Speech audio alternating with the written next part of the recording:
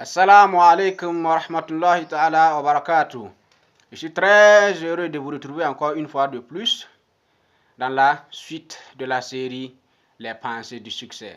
Pour aujourd'hui, nous allons nous partager la connaissance et l'expérience résumée dans une citation d'un grand personnage turc qui est reconnu mondialement et qui fait partie des grands défenseurs de la Oumma. Ce personnage, vous l'avez deviné, c'est Recep Tayyip Erdogan. Recep Tayyip Erdogan nous dit ceci. Kişiler layık olmaz. Devlet layık olur.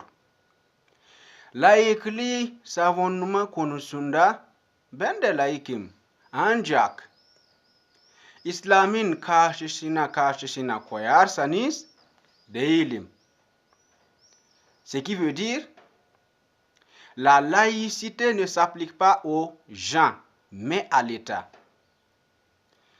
Dans le sens de la défense de la laïcité, je suis laïque. Cependant, si vous le placez, ou disons, si vous la placez, la laïcité, contre l'islam, je n'en suis point. Je reprends. La laïcité ne s'applique pas aux gens, mais à l'État. Dans le sens de la défense de la laïcité, je suis laïque. Mais si vous la mettez contre l'islam, je n'en suis point. Qu'est-ce que Recep Tayyip Erdogan cherche à nous faire comprendre ici? C'est un politicien, vous le savez, c'est le président actuel de la Turquie. Ce monsieur veut nous faire comprendre ceci. Premièrement, la compréhension que nous devrons avoir de la laïcité. La laïcité, c'est un grand processus qui doit permettre, n'est-ce pas, à l'expression de toutes les religions. C'est-à-dire, quand on parle de laïcité, c'est au sein de l'État, dans un territoire où il y a permission et il y a occasion à toutes les religions de se réaliser, n'est-ce pas, sans faire de discrimination. Dans ce sens, une personne ne peut pas se dire laïque, n'est-ce pas? Une personne ne peut pas se dire laïque, parce que la laïcité, c'est une opportunité territoriale, n'est-ce pas? Et dans ce sens, tout le monde, toute personne de bon sens va faire quoi?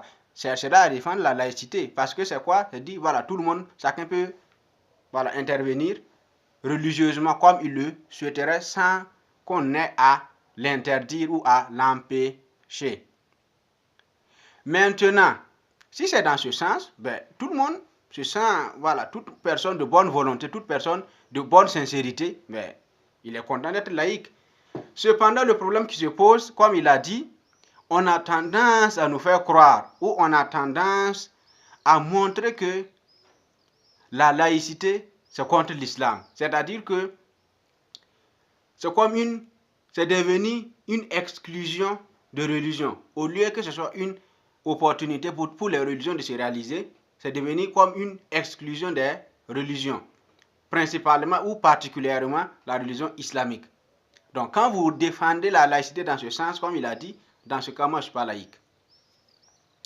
Donc, ici, ce qu'il y a à retenir et à comprendre, c'est qu'il faut une bonne compréhension de la laïcité et elle ne s'applique qu'aux États, territorialement parlant, et non pas aux gens.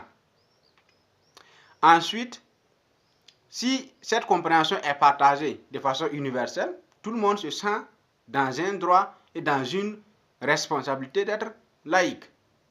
Mais si vous voulez prendre la laïcité et puis empêcher la réalisation de certaines religions comme l'islam, dans ce cas, beaucoup de musulmans et pourquoi pas tous leurs ensemble vont se réserver dans cette mise en place de la laïcité.